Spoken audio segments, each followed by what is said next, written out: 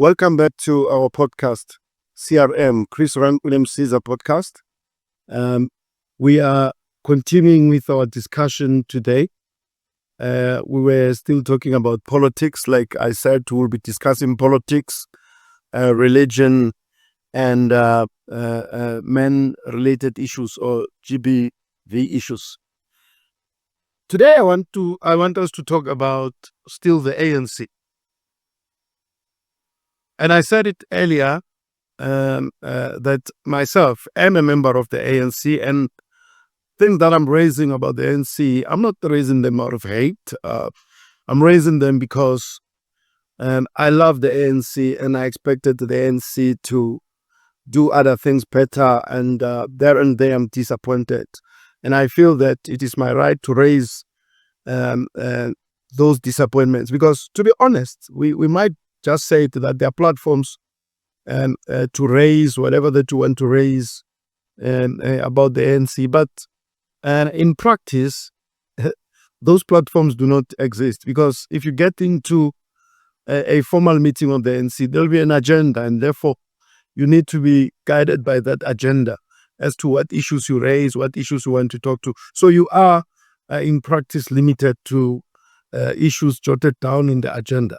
So I'm raising these issues here to say that the ANC could have done things better on certain areas or aspects. For instance, I believe that the ANC, when it comes to issues of service delivery, it will not be able, or it does not have the capacity to do better than what it has already done now. And my reason for that is that you see the type of training that we have received as the ANC before we took over government. I don't want to talk about now because that will be a separate topic as to what mistakes are we committing now. But before we took over government, I feel that when we were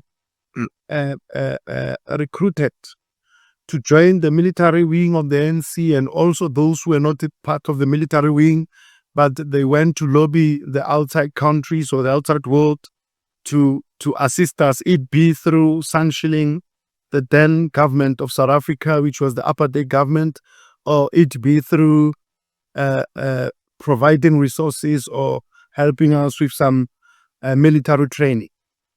How we went about that has costed us a lot. Because I don't think all those people who assisted us when we still needed their assistance did that for free. I think there were conditions attached to that, and those conditions are costing us today. A case in point, we now align with Russia and China and India because they were there for us during the apartheid years or the years of the struggle. Yes, they are our friends. They did not only support us rhetorically, but even through providing resources so that we could be able to stand up against the apartheid government at the time. But what is in there for them after we obtain this democracy? And I'll tell you what is in there for them. And I'll be practical so that you are able to relate and resonate with what I'm saying. For instance, a lot of factories which were operated by the West, here in South Africa, you go to Roslin, you go to Jep Park, you go to Eka Industria, you go to Babelechi in Hammanskraal, those factories are closing down and people are out of employment as we speak. Why are those factories closing down? It is because of our relationship with China, Russia, and India, we are replacing most of those factories with the Chinese factories. But here's the catch. Chinese, by nature, they don't transfer skills.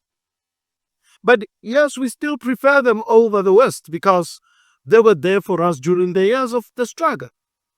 But in practice, Chinese are not transferring skills.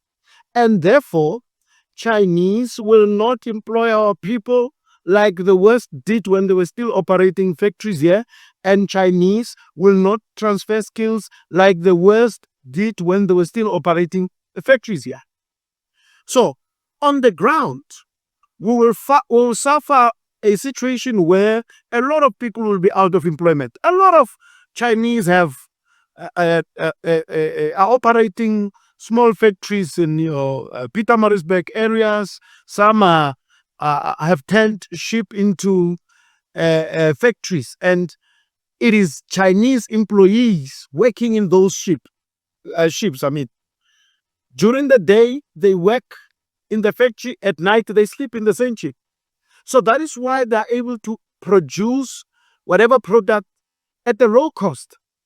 But at the expense of what?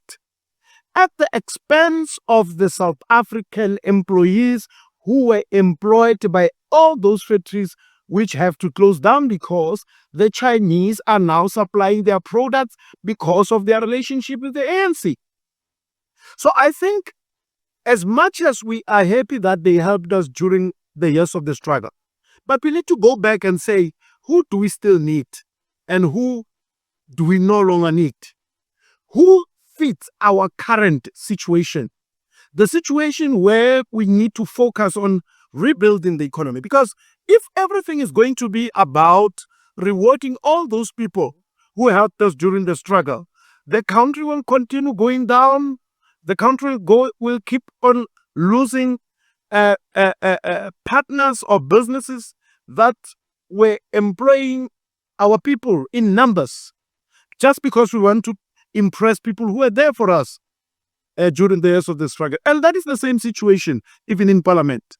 We are keeping people in Parliament who are no longer making fruitful contributions just because their fathers were directly involved in the struggle, they were in the executive, or they themselves contributed in the struggle. Yes, you contributed in the struggle. Did you contribute because you wanted to be in Parliament forever, even though you have nothing to contribute?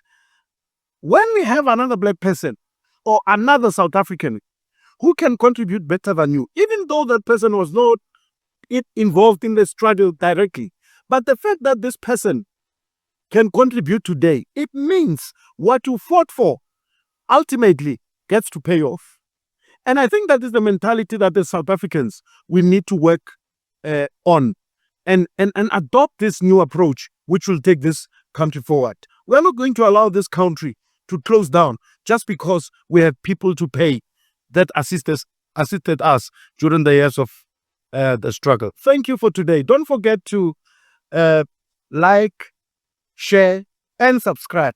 And also thank you for using your data to watch this podcast. We promise you with time, our quality will improve. Thank you very much.